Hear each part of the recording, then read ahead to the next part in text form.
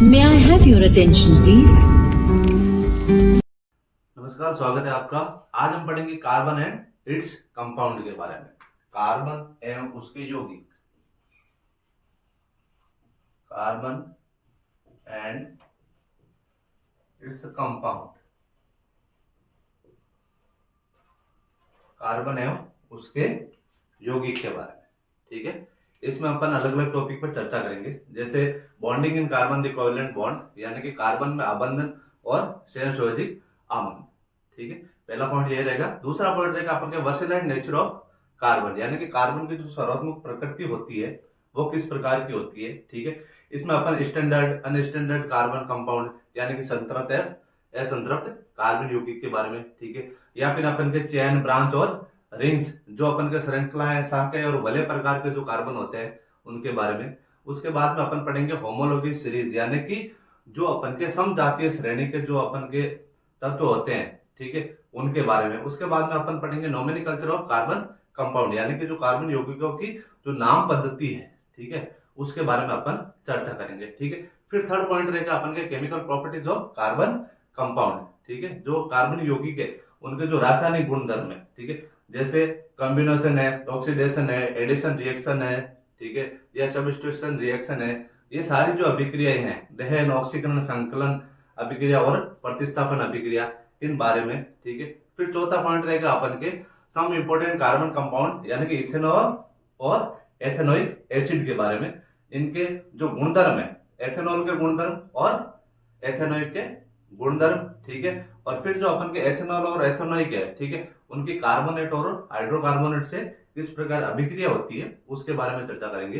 ठीक है, और फिर लास्ट अपन का टॉपिक रहेगा सोप्स एंड डिटर्जेंट, यानी कि साबुन और अपमार्जक के बारे में। इसमें किस प्रकार मिसेल का निर्माण होता है, ये सारी चीजें अपन पढ़ेंगे कार्बन एंड इट्स कंपाउंड के अंदर। ठीक है, तो फर्स्ट रहेगा अपन के bonding in carbon the covalent bond, यानी कि कार्बन में आबंधन और सहसंयोजक आबंधन। ठीक है, सीधी सिंपल सी बात है, यहाँ पर पूरा का पूरा खेल किसका रहेगा, कार्बन। ठीक है, कार्बन कितने नंबर का तत्व है अपन के श्रेणी के अंदर, 6 नंबर का है। ठीक है, 6 नंबर पे कार्बन पाया जाता है। ठीक है, और इसकी क्षमता, ठीक है, 4 प्लस और 4 माइनस, यानी कि ये कार्ब धनायन भी बना सकता है और कार्ब ऋणायन भी बना सकता है। कहने का मतलब है कार्बन 4 अन्य तत्वों के साथ में संयोजन कर सकता है। ठीक है, तो ये रहेगा अपन के नेक्स्ट। सबसे पहले कार्बन आबंधन, ये चीज रहेगी।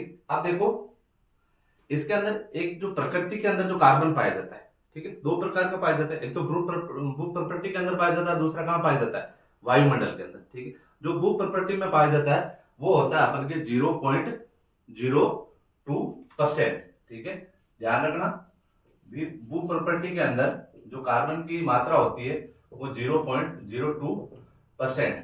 ठीक है, किस रूप में पाई जाती है, ये होती है एक तो देखो जैसे कार्बोनेट के रूप में, ठीक है, एक हाइड्रोकार्बोनेट, ठीक है, कोयला,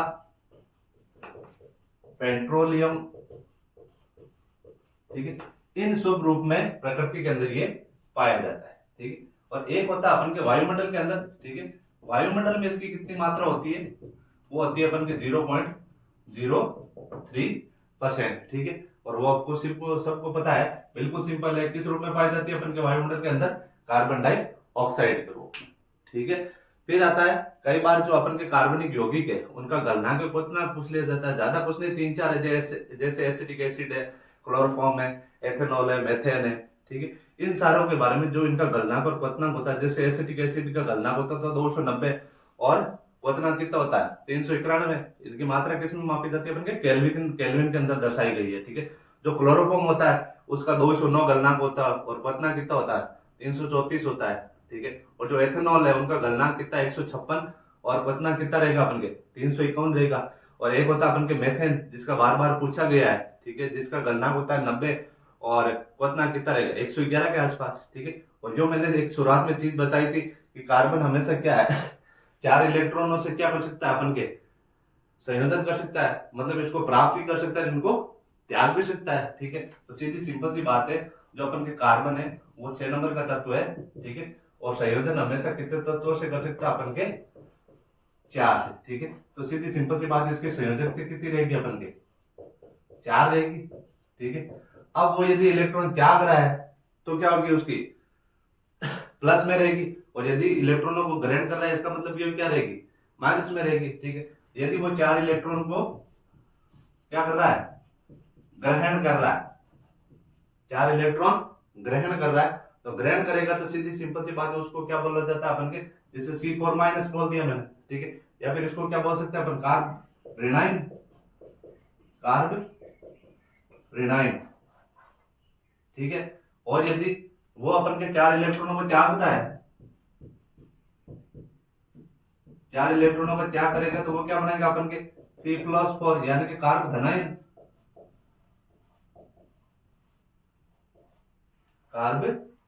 धनायन, ठीक है।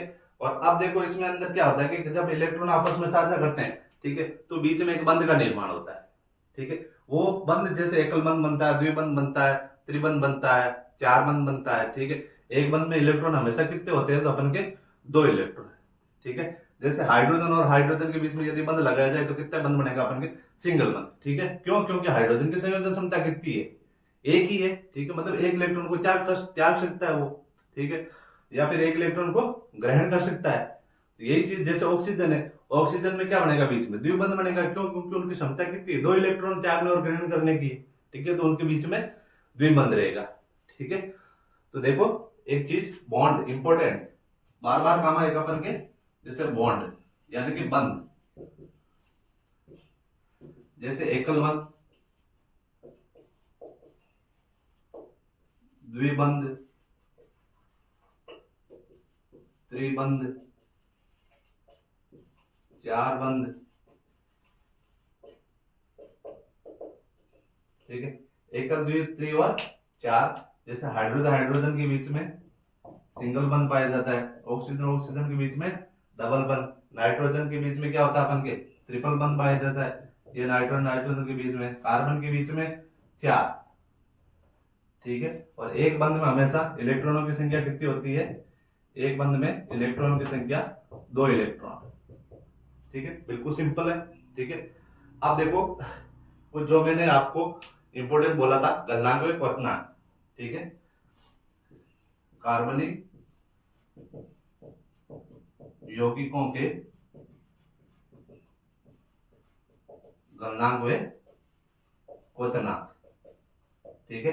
इधर अपन कार्बनिक यौगिक लिख देंगे, यहां लिख देंगे अपन गलनांक जिसकी मात्रा केल्विन में रहेगी, इधर लिखेंगे अपन क्वथनांक, ठीक है।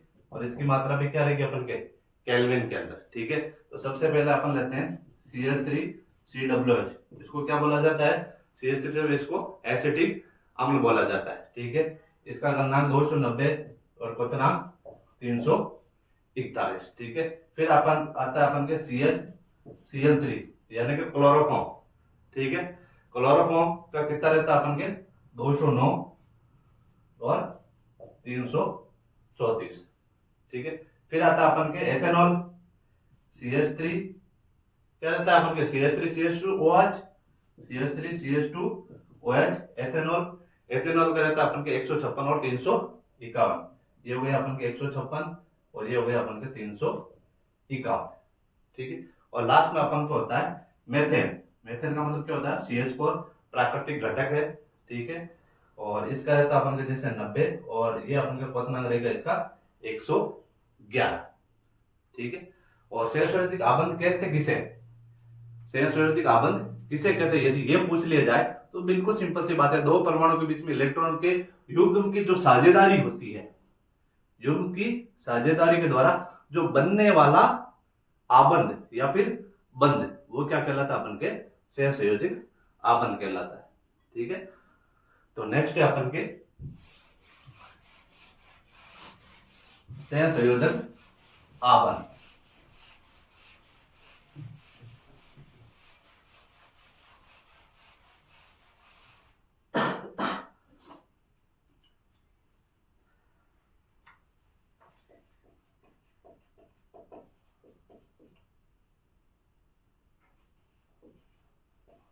सहसंयोजक आबंध, ठीक है।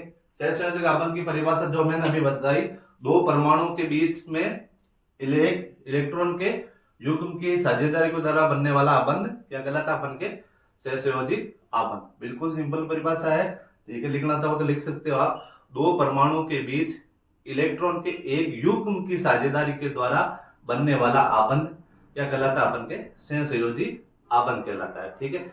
फिर आता है अपन के कार्बन के अपर रूप, ठीक है। कार्बन के अपर रूप, ठीक है। तीन प्रकार के कार्बन के अपर रूप है, एक तो हीरा, दूसरा ग्रेफाइट और तीसरा अपन के फुलरिन, ठीक है। हीरा, ग्रेफाइट और फुलरिन, ठीक है। बिल्कुल सिंपल है। कार्बन का प्रत्येक कार्बन परमाणु, इसमें क्या होता है? 4 अन्य परमाणुओं से आबंधित रहता है, ठीक है। क्या रहता है? अपन के 4 अन्य परमाणु से आबंधित। ध्यान रखना, जो हीरा है वो कितने परमाणु से आबंधित रहता है? 4 अन्य परमाणु से, ठीक है। और इसके अंदर जो संरचना बनती है, ठीक है, वो किस प्रकार की होती है? दृढ़ त्रिआयामी संरचना। इंपॉर्टेंट, ध्यान रखना, हीरे के द्वारा कौन सी संरचना बनती है? अपन के दृढ़ त्रिआयामी संरचना। और ये क्या करता है? अपन के 4 अन्य कार्बन परमाणु के साथ में क्या होता है? अपन के आबंधित होता है, ठीक है। सेकंड आता है अपन के ग्रेफाइट, ठीक है।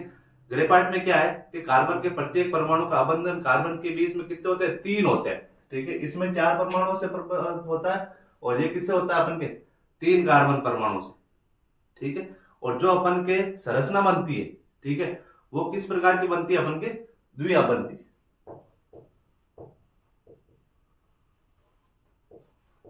ये दृढ़ त्रिआयामी और ये किस प्रकार की रहेगी? अपन के द्विआबंधी, ठीक है।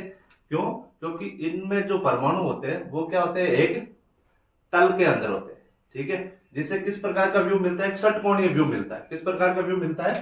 षटकोणीय व्यू। इस प्रकार का व्यू मिलता है, इसको बोला जाता है अपन के षटकोणीय व्यू, ठीक है। फिर आता अपन के सबसे लास्ट में किस प्रकार का? अपन के फुलरिन, ठीक है। इसकी संरचना किस प्रकार होती है? एक फुटबॉल की तरह, ठीक है भाई। फुटबॉल के ऊपर इस प्रकार का होता है, ठीक है। तो इसकी संरचना किस प्रकार की रहेगी? अपन के फुटबॉल की तरह, ठीक है। तो ये हो गया अपन के कार्बन के अपर रूप, हीरा, ग्रेफाइट और फुलरिन, ठीक है।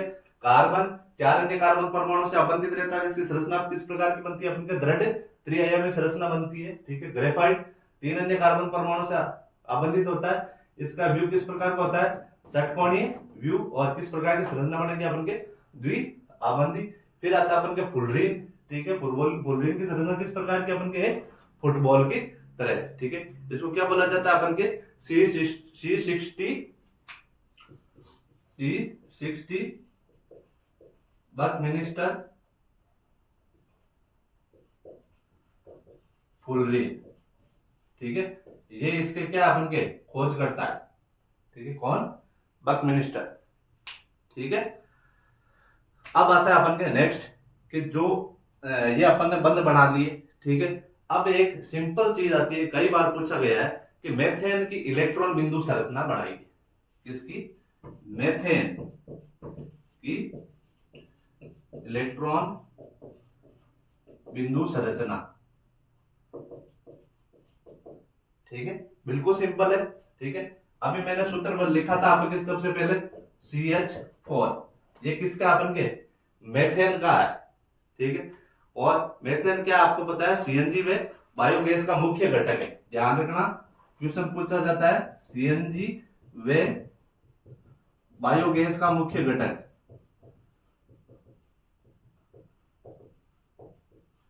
सीएनजी में बायोगैस का मुख्य घटक कौन सा? अपन के मेथेन, ठीक है। अब देखो इसकी संरचना, ठीक है। एक कार्बन है और 4 अन्य हाइड्रोजन परमाणु, ठीक है। ये लिख दिया अपन ने, एक कार्बन, ठीक है। ये 4 अपन के हाइड्रोजन परमाणु लिख दिए, ठीक है। शुरुआत में मैंने एक चीज बताई थी, हाइड्रोजन के संयोजन की कितनी क्षमता होती है? सिर्फ एक होती है। कार्बन की कितनी होती है? 4 होती है, ठीक है। तो ये अपन ने 1 2 3 और 4 हाइड्रोजन की दशा दी मैंने, बिंदु से एक एक, इसकी भी एक और इसकी भी एक, ठीक है। अब यदि इनके बीच में बंध बनेगा, ठीक है, सिंगल बंध का मतलब क्या है, दो इलेक्ट्रॉनों का साझा होना है, क्या होना है अपन के, दो इलेक्ट्रॉनों को साझा होना है, ठीक है। तो यदि हाइड्रोजन का बंध निकाले तो ये हो गया अपन के एक, ठीक है, ये दूसरा, ये तीसरा और ये अपन के चौथा, ठीक है।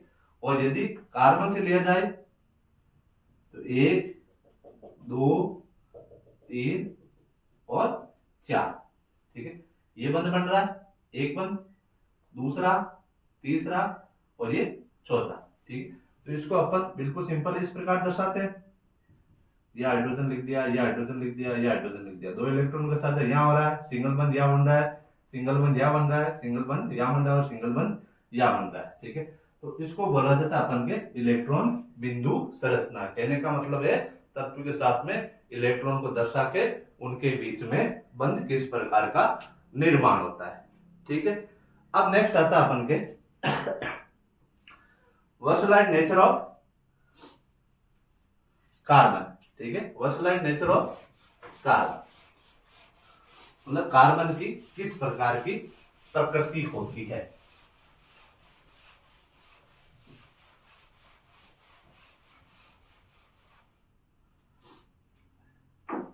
ठीक है, देखो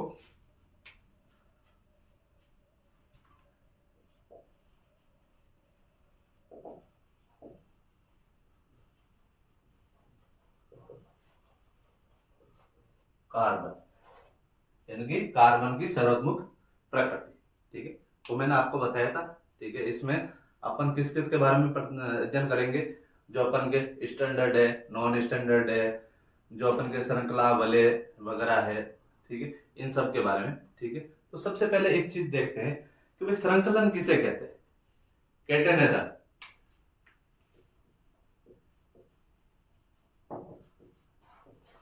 ठीक है, कैटेनेशन श्रृंखलन, वह श्रृंखला का मतलब है कि लंबी चेन, ठीक है। अब लंबी चेन किस प्रकार बनेगी, कि सीधी सिंपल सी बात है, जब कार्बन क्या है, अन्य कार्बन परमाणु के साथ में क्या होगा, आपस में जुड़ेगा, ठीक है, तो धीरे धीरे किसका होगा, एक चेन का निर्माण होगा। भाई एक कार्बन जुड़ा, दूसरा जुड़ा, तीसरा जुड़ा, चौथा जुड़ा, पांचवा जुड़ा, तो धीरे धीरे क्या हो रहा है, अपन के चेन का निर्माण होता है, ठीक है। उस चेन को अपन क्या बोलते हैं, कैटेनेशन या श्रृंखलन, ठीक है। भाई सीधी सिंपल सी बात है, परिभाषा पूछ ली जाए तो कार्बन में कार्बन के ही अन्य परमाणुओं के साथ, कार्बन में कार्बन के ही अन्य परमाणु के साथ आबंध बनने की अद्वितीय क्षमता होती है, ठीक है, जिससे बड़ी संख्या में क्या बनते हैं, अणु बनते हैं, ठीक है। तो वो अपन के इस गुण को क्या बोला जाता है, श्रृंखलन बोला जाता है।